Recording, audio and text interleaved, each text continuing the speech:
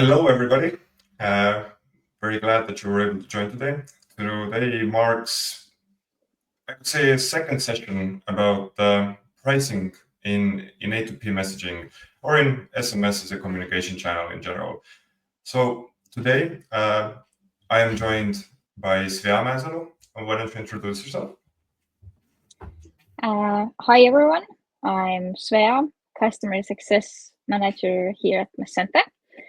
Have been here for soon 2 years, and my role is to pretty much ensure our customers have the tools and know-how to succeed. And yes, that's a real thing. So basically, what I do on a daily basis is I talk to our customers, understand what they need to achieve in their business and how they want to use SMS or other messaging channels, and help them find the best combinations, best tools, best knowledge to do so. Amazing. Thank you for joining me today. And I am Tõnis, Kirsipuu. I am managing, we call it internally global connectivity, but what it essentially means is that if Svea is in direct communication with our enterprises, with our customers, then I manage everything kind of on the back end. So my team is in discussion with the operators, with our partners globally, who all are in the messaging sphere in essence. So one quick thing for you, Svea. If you would speak directly to our listeners, what would you say will change for them after listening our session today here? And after listening into this discussion, you will have a lot more understanding on how the messaging world functions.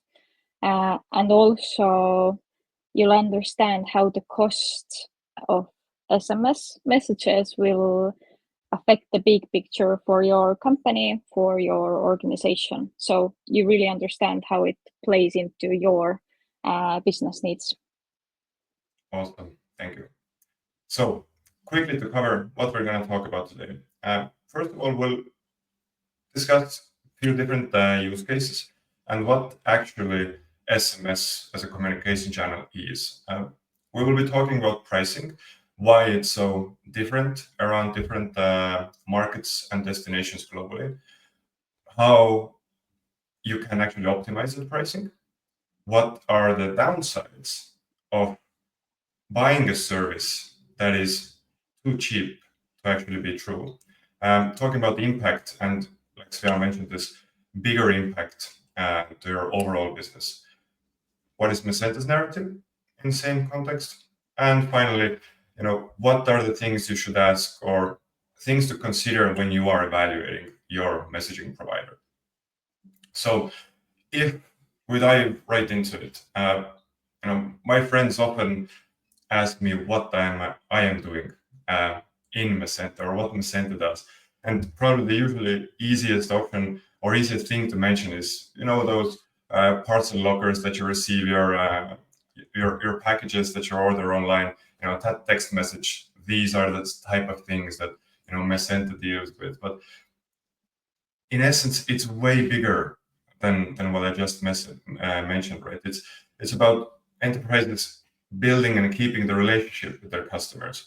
Or how do you see? You see probably way more different use cases than probably we can even think about. So what is your experience on that part? Exactly. It's all about building relationships or having relationships. If this is not your goal, then why have any communication at all, right? That's the point of communication.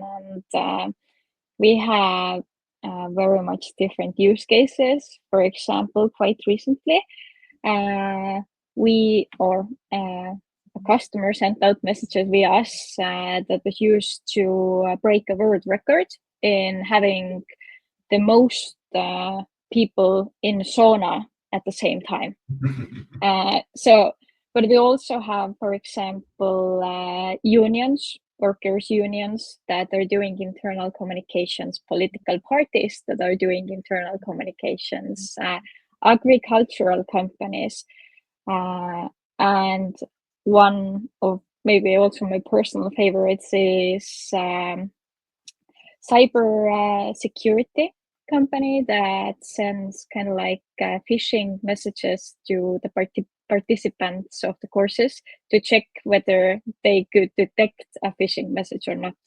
So you can really use it for different needs, and you kind of need to understand the details of it to find the correct provider or partner to your specific needs.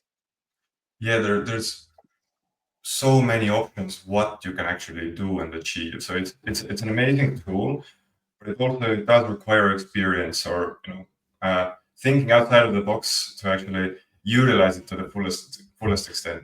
It's not just a simply put just a communications channel. Yeah, it has so many more variables in it, so much more potential.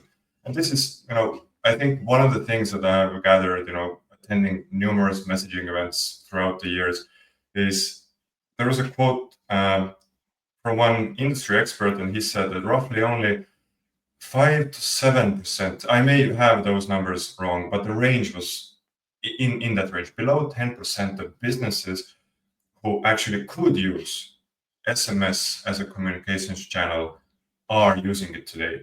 So there's massive potential for growth in there, and this is not just coming from a service provider's perspective, but even looking at my own experience, it is an easy to understand channel, and hearing those say interesting or cool examples how it can be used.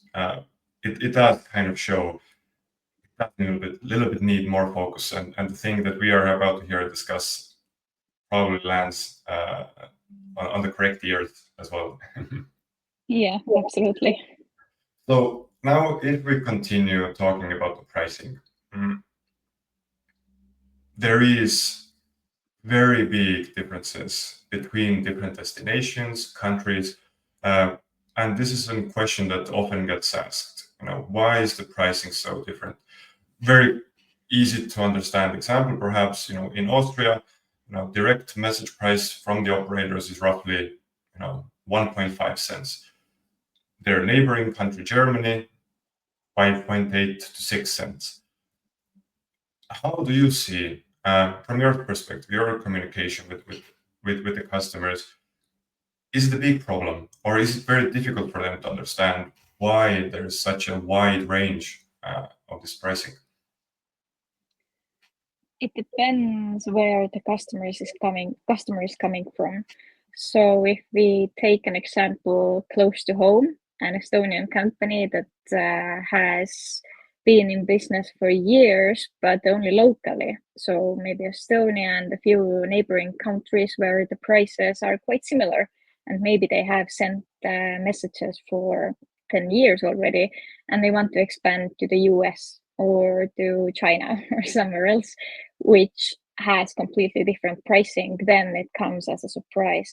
But for those that do anything on a bigger scale or have already more markets, they likely have the knowledge that every country has different regulations, different like business area in general. Everything is different, so it's not a big surprise that pricing is also somewhat different. Yeah, and as you mentioned, if you're expanding from, let's say, the Baltics or from Europe to US or to Colombia, then it's a very positive surprise that the price is much cheaper. But in comparison, as we talked about Germany or CS destinations, Middle East, it may come as a shock that there is it's not a 2x difference, it can be a 10, 20x difference in the message prices. And I love that you mentioned already like seasoned customers as well who have used the channel. With them, we see the need to actually explain it very similarly, that it's not us who decide what the prices will be or what the prices are or how often the prices will be increasing. So we call it now a third party cost. it's difficult to consider it even as a revenue for Messente for the services that we're providing, because we just hand it over to the operators in the respective destinations. And it does get a lot of critique, especially seeing how big difference can be. But yet again, it's every mobile operator's own strategy of how they are pricing it. It's for them, it's basically a paid channel already. It doesn't require much development. There is upkeep of the service on a technical level, but messaging or SMS, it's not a new thing. So the work kind of has already been done. And yeah, it varies from market to market, but talking about lower pricing in, let's say, in the United States is also probably a very big reason why United States counts for such a large percentage of global SMS messages. It's a very understood destinations, and probably the operators understand as well that if the prices would increase too much, that can definitely hurt a lot the bottom line revenues and the communication channel itself. Yeah, and just to add here, this might also be like higher SMS price might be a win in strategy as well. So if you know that the SMS price is quite high and you send SMS spending a bit more money than others, then you will stand out. So if your campaign is good and targeted and you send the SMS, you have multiple times the chance to get to your customer. So it can be used as an advantage as well. That's a very, very valid point. Now, we talked about operator pricing. We consider it as a third-party cost. Let's talk about below the market pricing. Before I continue with this, because I have a lot to say about that specific subject, but do you see often those, we call them targets, everybody wants to decrease their spend on messaging, but do you see often those targets which you immediately see and you understand that talking about sanctioned channels, optimum quality, that this target just doesn't make sense. It's impossible, or it just doesn't seem realistic. I do see those quite often, because price is inevitably something we discuss with our customers on, if not daily basis, then weekly basis, right? So this is the center of the discussion quite often, and they receive offers from providers, as well as every now and then they do their comparisons, and that's completely normal, right? And then they find something, or they are offered such a good price that I would my first question is, who's offering it to? Because I want to go to their website and research it. I want to understand how it's possible, like what aspect of the quality will be lower, because it is clear that something will be lower. And I think what's most hurtful is that when providers aren't honest about which aspect of the quality will be lower, then it's hurtful. If you know, then you can take it into consideration, right? It's this, like as I said, like if you lack the transparency, then it's always a guessing game of where you're going to kind of like lose out, in essence. What I have noticed is that we have sometimes customer who have stayed with us for ages, for past 6-10 years, and they come to us saying, we see offers that are lower, below the price that you are giving us, etc., etc. But there's also this, not the clear-cut, like foundational source of truth, which you can refer to understand what the prices actually are, what is realistic, and when's the point when you need to start asking questions. We have referenced Norway several times, me and our CEO Uko, in our previous talks, podcasts, webinars. There's a relatively clear-cut market. 2 out of the 3 main operators on the market with a quick Google search, you can find out what the message price actually is, what the operators are offering to everybody. No custom deals, no under the table deals that one guy will get a way cheaper price than everybody else. And that's like this source of definitive truth. To understand, here is the price. If I see a lower offer, that means I have to be losing out on something, because whoever is offering it, they need to make their money from somewhere as well. And that's also one of the reasons why, now we have taken a similar approach. And we'll talk about it a little bit later as well. But to share publicly, of course, we don't have also definitive truth in all of the global markets what the operator prices are, because we are not connected with every operator globally. But as per our research, as per our experience, we are showing you on our website, you can go there to the calculator to see one part of this more or less definitive. Yes, always there's a small chance of error, plus minus, right? But there's some bottom line or foundational part that you can take into consideration. Now, if we're talking about cost optimization, we see this happening a lot as well. Definitely, or even more often in markets and destinations that have recently just seen a price increase. And I believe this has happened to you as well, but the offers probably get the most aggressive right after a price increase has happened. Everybody needs to increase their prices, and suddenly one, two, or several providers pop up and try to give you a lower pricing, like it was the previous rate before the increase rate. Talking about the optimization part, I don't want to dive into too much details because I actually just covered it more or less a month ago. And after we finish here today, you will be sent out an email to everybody who registered with also a link to the previous webinar, where I talked a little bit more about the technical aspects, technical details of how optimization is done, what are the options there, and what are the potential downsides. Now,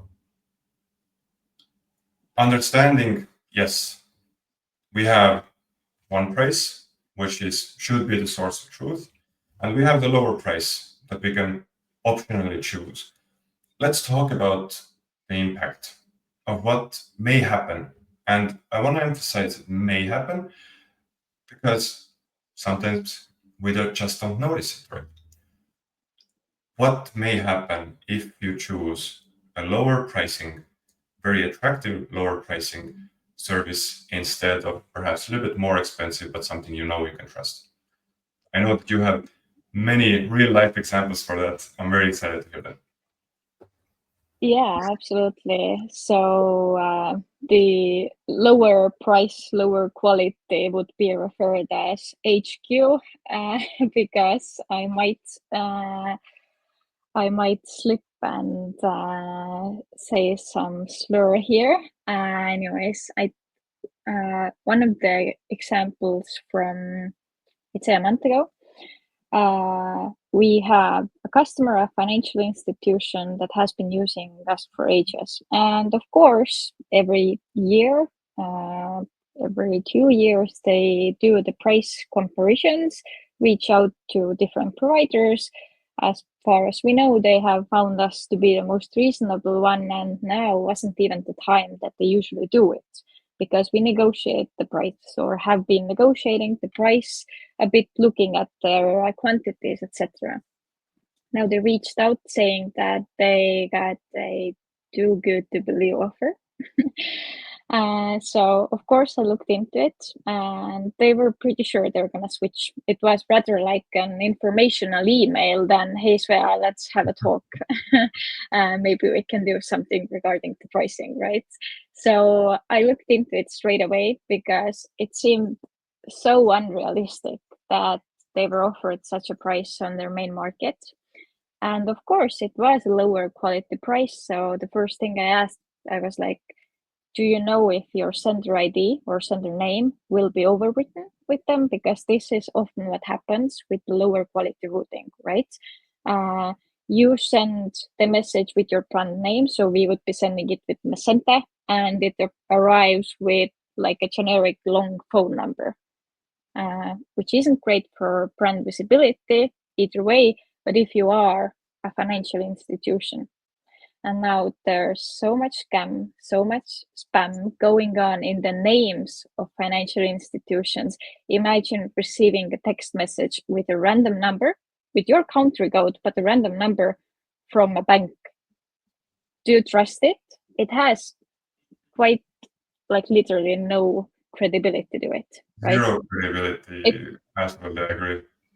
Exactly. It's super suspicious. And now imagine if 20% of this customer's messages were sent with these kinds of long numbers.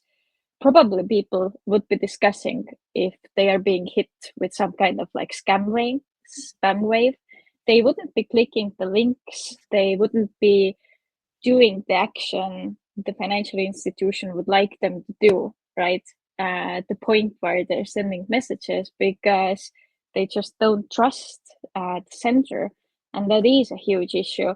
The other provider, they hadn't necessarily, they had kind of like told them or written it somewhere, but they hadn't like pointed it out that in this business use case, in this line, it doesn't make any sense to overwrite the center IDs, or that it could be an issue. It was just like another, terms and conditions kind of I agree thing. And I wouldn't say that this is transparent, because they definitely also knew who they're talking to, right? So It's the loss of trust into the brand, first of all. One thing I like doesn't often get mentioned as well. I have my SMS inbox. I don't want to say littered, but I have lots of messages from different Estonian brands and international brands as well. If the sender changes, immediately it's not in the same inbox or in the same chat window, right? And if I'm now talking about financial institution, banks, something that requires my action, then if it doesn't arrive in the same, let's say, inbox in essence, then immediately it seems suspicious. If it's coming from a number, from a generic sender ID, considering how much spam and phishing is going on in the markets, especially in Scandinavia and the Baltics as well, and Europe in general, it does seem very bad choice to opt for something just for a little bit of a lower pricing, while you know that the actual cost to your brand is something that probably isn't measurable.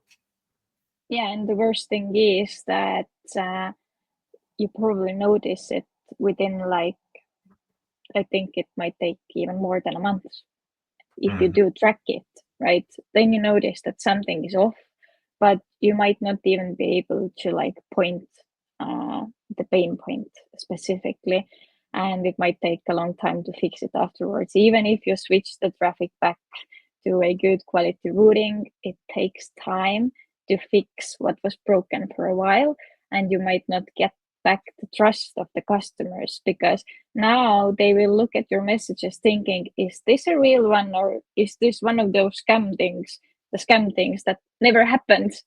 It was always their messages, right? So I would be very careful with that, these kinds of things, especially if you do send any kinds of links, for example. Luckily, and I think it is a good thing, that people are careful with these things. They're not randomly clicking on everything and entering their PIN codes and card numbers. But this is also something you have to consider when you are sending the messages, that you have to make it as credible and your brand visible in the message to ensure that it actually serves the point you're sending it. Yes, it's like quality monitoring, kind of. This is something that we do internally a lot. We have almost a separate team who's in charge of message routing quality and all that follows to that.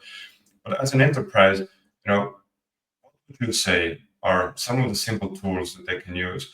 And we're not here talking about how to test or evaluate your service provider when you start sending messages, but something that you could do, every month, every week.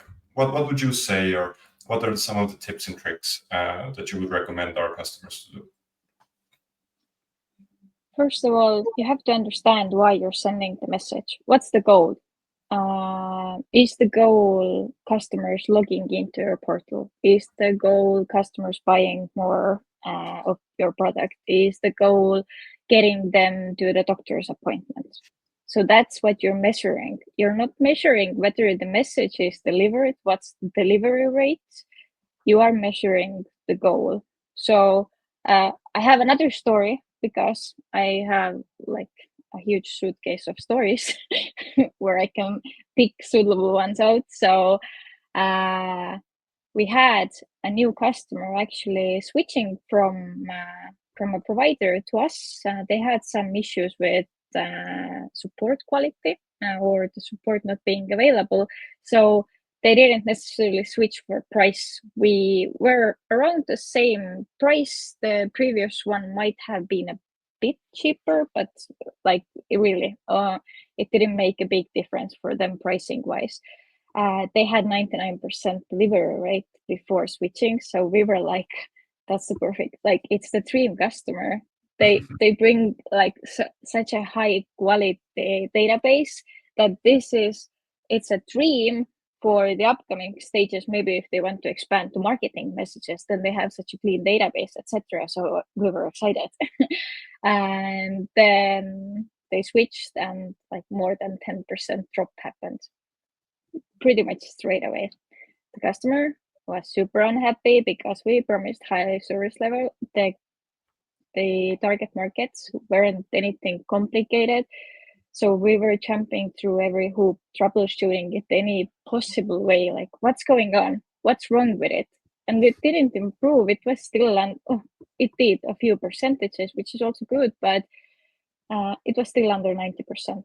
And the customer was very frustrated, and we were like, we're gonna lose this one. It's not possible. We don't know what the others, or we had a gut feeling what the others did differently. So they likely sent fake delivery reports, right? Saying that the messages are delivered, whereas they're actually not. So during the meeting, I expressed how sorry I feel, because they have to deal with the incoming support requests, because that's what happens. If the customers can't log in or sign up, then they will reach out to support. And this means that there is a support team that does 4 times the regular work they have to do, right? And then they were, yeah, no, that's not really an issue. They're not reaching out. So I was like, okay, how do you then know that something is wrong? And then, because the delivery rate isn't high as it used to be. And after the call, they actually looked into the metrics. They used verification messages for the initial sign up. There was actually like a percentage or 2 increase on the sign up completed. This might be based on also other things, right? It doesn't necessarily have to be SMS. They could have improved their flow in other ways as well. But actually, they discovered they have this resend the code after 30 or 60 seconds, something like that. This had been used less. So actually, the quality had increased while delivery rate was lower, and they hadn't lose any customers compared to the higher delivery rate. So it just seemed like the data was clearer or clean after they switched to us. I love that you brought up this resending cycle or reordering the PIN code, because we in my team, we are evaluating our partners who we work with as well, not just for the message quality or the delivery rates, but what it also means for our support team. What is the actual resource on the human level that goes into managing that or using those partners, or vice versa, right? So one thing that rarely gets mentioned, or I haven't heard at least, if it takes 3 messages that may cost 10% cheaper, but it takes 3 messages to validate or verify one user, then actually your cost for verifying or validating that single user went up close to 200%. So we're not talking about, cutting costs by having smaller unit price, but what it may end up is actually having a way higher revenue on the messages themselves. And here we're not even talking about the big picture cost and the resource that goes into, as you mentioned, what does your support team do? They must be frustrated because they're getting so much more complaints, right? So if that happens, it's an additional cost. So that's why we are urging our customers and new potential customers as well. You need to validate the big picture. What does it actually mean? And how you're monitoring? What are the metrics that you're checking? It can be daily, it can be monthly, it can be weekly. But as mentioned, what is the purpose of that communication through SMS? That kind of tells you what do you need to measure? What do you need to keep your eye on? Yeah, absolutely. And if we are talking about verification messages or OTPs that are vital for signups, and we see often that as the amount of the messages that needs to be sent are really high, then companies are looking for the best price, and that's the only thing you are looking at if you're sending 4 million OTPs per month, and that completely makes sense. However, you also have to consider the lifetime value of the customer. So if you have an investment platform where every single sign up or login should bring in 20K, then you can't go for the lowest, right? Because you will lose 20K per undelivered messages.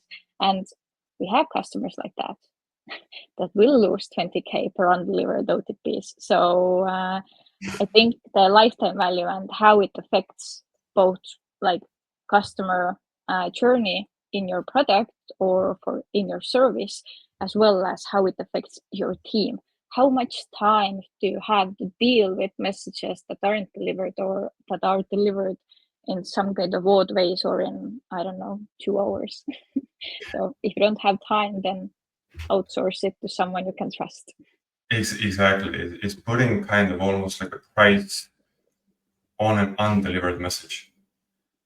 That's what we're kind of looking at here. And with OTPs, or just for everybody else as well, one-time passcodes, one-time passwords, usually 4 to 6 digits numbers, enter this to my platform to log in. There, it quite easily, you can, see that the messages were undelivered. But if we're talking about the same, coming back to how we started the conversation here, to these parcel lockers, if I don't receive that SMS telling me that my delivery is here, please come pick it up within the next 5 to 7 days. If I don't receive it, that means the same logistics company, they need to repurpose the package, they need to take it back to the sorting center, reissue it, or send it all the way back because they weren't able to deliver it. And that cost immediately goes way, way higher than the potential optimization, the potential win on that one single message. Yeah, I fully agree. And it always affects more steps for the customer that should receive the message than just the one. It always affects the customer journey. So yeah, that should be your main concern, how the customer perceives the message, or if they don't get it, then they have no way to perceive it. Then they have to you have to understand how this affects them. Exactly.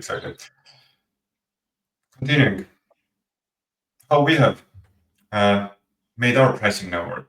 We want to give a quick overview of what are our values, what we want to portray to our customers, and how we have built up our new pricing model. What we do, as Tõnis mentioned, we have separated the third-party costs. Starting this year, we have introduced the new pricing model both to our existing customers. So if you are an existing customer in this webinar, haven't heard from it, you will receive an email from me during this year. It takes a bit time. There are a lot of customers. But yeah, basically we have opted for a monthly platform fee. So basically a subscription, and then which covers the work that we do. So it covers the global gateway, which is the biggest thing when we talk about SMS, right? The fact that you can sign up to Messente and you can start sending SMS everywhere. You have both the API and you have the web tools, and then you have the additional tools for optimization, for marketing opt-out, and you have the options to send WhatsApp and Viber as fallbacks, or like you can choose between the different channels, and will help you kind of like find your way through the different channels, as well as find the best option for SMS, which is a lot of work. Not gonna lie, we have a lot of people working at Messente, and I like to say that I haven't heard of a non-profit messaging partner or messaging provider. After all, we have to make some money as well, and we have to eat. So we have separated this cost so that it would be transparent, right? You see, as Tõnis told, messente.com/pricing, you can see the operator prices, and we charge our services separately, or well, on a monthly basis, and it does make it a lot more transparent, as well as giving you options basically to opt for lower pricing at the end, because you know what you're paying for. So you can also choose. You have super easy markets, no registrations, anything. You don't need super high level support. The basic support with RSLA especially is well enough. You don't need anyone being there for you 24/7, for example, so you don't have to pay for it. So you can choose which is the option that suits best for you, and then continue from there. Yeah, exactly. It's like this value first model, that we are very, very confident in us that we can show the value that we are giving you. That's kind of what we're charging for.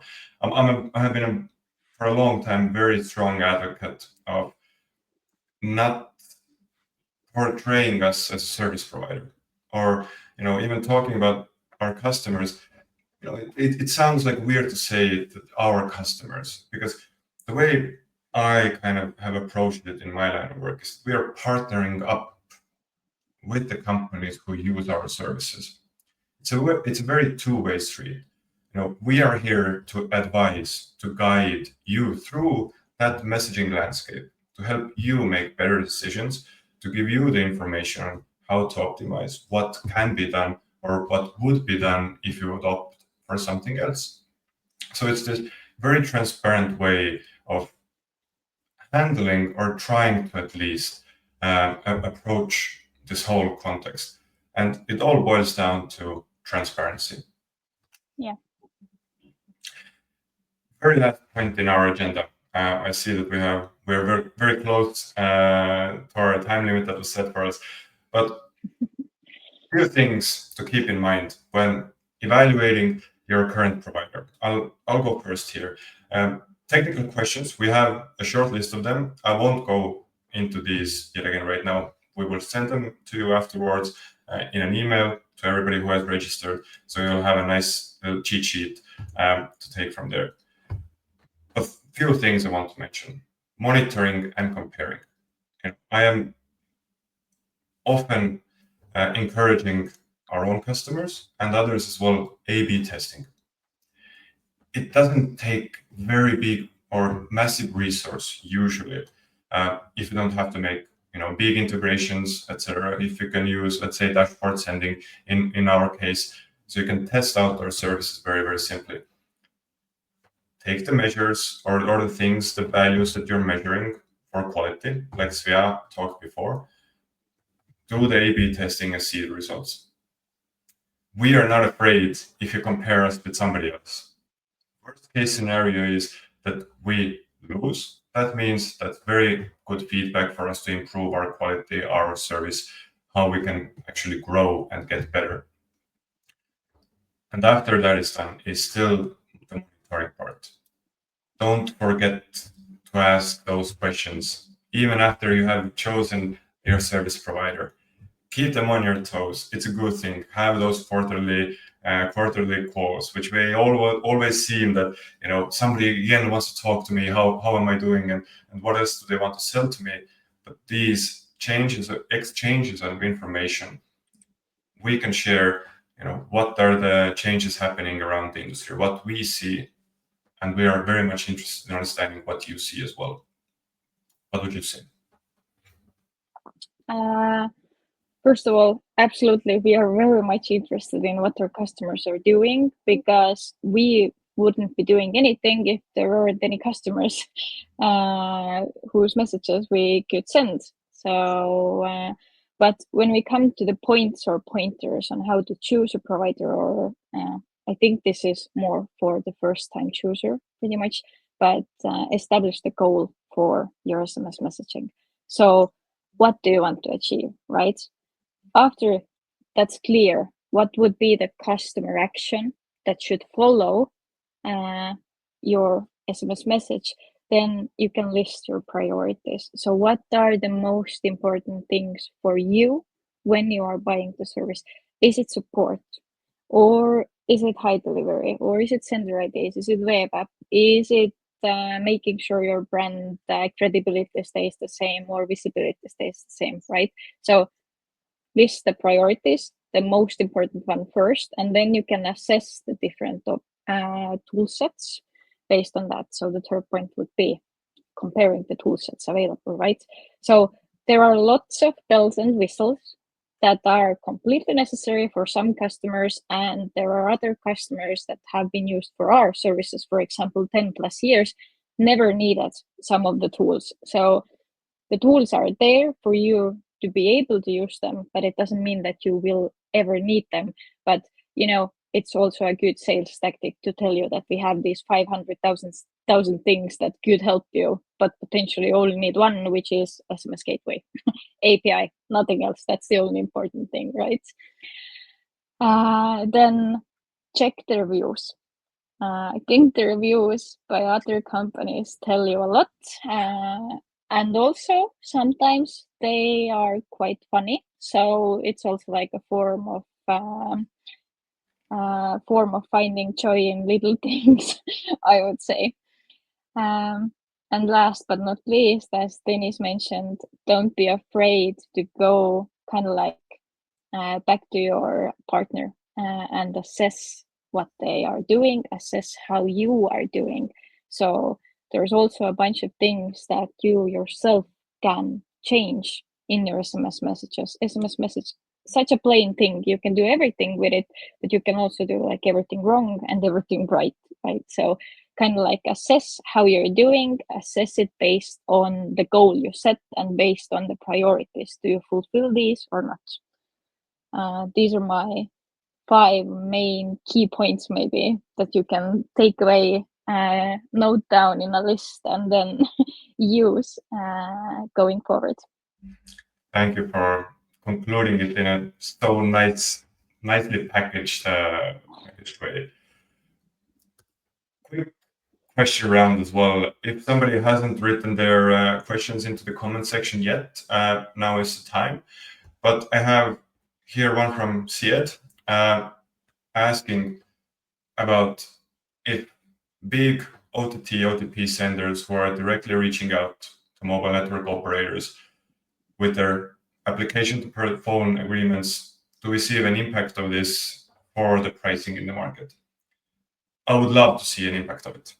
I think it has two very strongly opinionated sides, because we've seen throughout the years how their targets, what the companies you mentioned here, are usually 30 to 50% below direct market level rate, and the prices have increased too much. I think there was I quoted it the last time, but the global message prices in the past, I think it was 3 years, they have increased from 3 cents to 10 cents for international messages. And this is unheard of looking back in history. So I hope that thanks to these agreements, the price will be affected by going a little bit lower. At the same time, being realistic, I think there is a relatively small chance of that happening. Do we have any other questions? Don't seem to. And we exactly hit our 45-minute mark as well.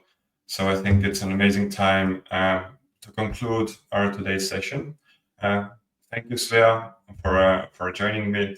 And I think we have maybe an AMA session coming up soon, but we won't dive into that right away.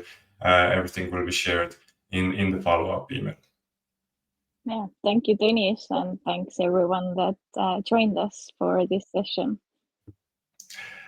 Thank you, everybody. Thanks.